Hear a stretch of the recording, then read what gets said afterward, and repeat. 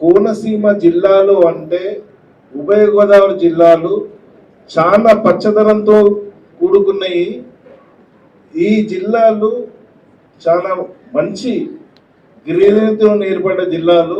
ఇక్కడ తెలంగాణలో ఉన్న కొంతమంది నాయకులు పదే పదే దాన్ని చెప్తూ వెటకారంగా మాట్లాడుతున్నారు.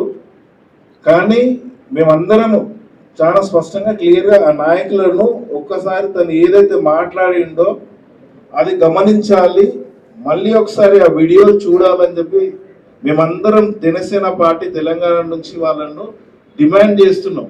జగదీష్ రెడ్డి గారు, మీరు 10 సంవత్సరాలు తెలంగాణ రాష్ట్రానికి ఒక మంత్రిగా పనిచేశారు. ఇంకొక నాయకుని మీద మీరు ఏదైనా అలిగేషన్ మోపినప్పుడు మాట్లాడినప్పుడు చాలా ఆలోచించి మీరు పెద్దలు 10 సంవత్సరాలు ఒక దశాబ్దం మీరు మంత్రిగా పనిచేసినప్పుడు మీరు మాట్లాడింది రాష్ట్రం మొత్తం వెళ్తుంది కాబట్టి చాలా ఒళ్ళు దగ్గర పెట్టుకొని మాట్లాడితే చాలా బాగుంటుంది. ముఖ్యంగా తను చెప్పింది ఏంటంటే చాలా గొప్పగా తెలంగాణ లీడర్స్ గురించి కానీ తెలంగాణ ప్రజల గురించి కానీ పవన్ కళ్యాణ్ గారు సంబోధించారు ఆ వీడియోలో. కోనసీమ జిల్లాలు చాలా బాగుంటాయి అని తెలంగాణ నాయకులు చెప్తారు అనేసి అన్నాడు ఆయన. కోనసీమ జిల్లాలు చాలా పచ్చదనంతో కూడిన జిల్లాలు తెలంగాణ నాయకులు అంటారు అని చెప్పాడు. అయినాక జరిసేపు అయినాక తను ఏమన్నాడంటే ఎవరి దృష్టి పడ్డదో దీని మీద నిలువెత్తి కొబ్బరి చెట్లు తల లేకుండా పడి ఉన్నాయని చెప్పాడు.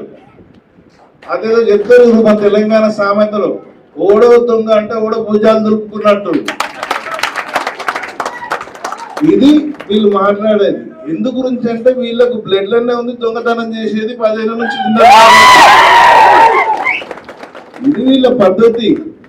ఎందు గురించి అంటే ఏవైతే పద్ధతి ఉంటుందో, ఏవైతే వాళ్ళ గుణాలు ఉంటాయో, ఏదైనా కానీ అది ఇంకో సామెత ఉంది. ఏదో కన్నంటారు కదా, పచ్చ కళ్ళతో చూస్తే పచ్చని ఏదో ఉన్నట్టు, దొంగ కళ్ళతో చూసినప్పుడు దొంగనే కనబడతాడు. అందు గురించి ఎవరేది మాట్లాడినా ఒళ్ళు జాగ్రత్త పెట్టుకొని ఏ మనిషి ఏంటి ఎలా ఉంది అనేది పలుసార్లు ఆలోచించుకొని మాట్లాడితే రేపొద్దున మాట్లాడే వాళ్ళకి నేను చాలా క్లియర్గా చెప్తున్నా. ఆ వీడియో చూడండి, దాంట్లో ఏమన్నా ఉంటే మీరు దాని గురించి మాట్లాడండి క్లియర్గా. అంతేగాని ఏదో రాజకీయ పరంగా ఇష్టం ఉన్నట్టు మాట్లాడాలి.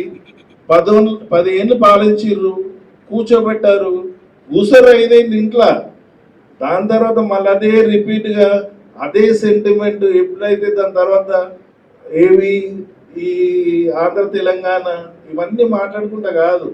పవన్ కళ్యాణ్ గారి స్థాయి ఒక రాష్ట్రము, ఒక తెలంగాణ, ఒక ఆంధ్రప్రదేశ్ కాదు, మొత్తం కంప్లీట్గా ఈరోజు భారతదేశం స్థాయి, రాష్ట్రాల స్థాయి దాటిపోయి ఆయన ఒక కంట్రీ భారతదేశం దాని స్థాయిలో ఉన్నాడు ఆయన. మీరు ఒకసారి గమనించాలి. గమనించి దానికి అనుగుణంగా మాట్లాడుకుంటే మీకు ఇది రెస్పెక్టబుల్గా ఉంటుంది, మనకు రెస్పెక్టబుల్ ఉంటుందని ఈ శోభ ద్వారా వాళ్ళకి అందరికీ ఎవరైతే మాట్లాడుతారో వాళ్ళకు చెప్పడం జరుగుతుంది.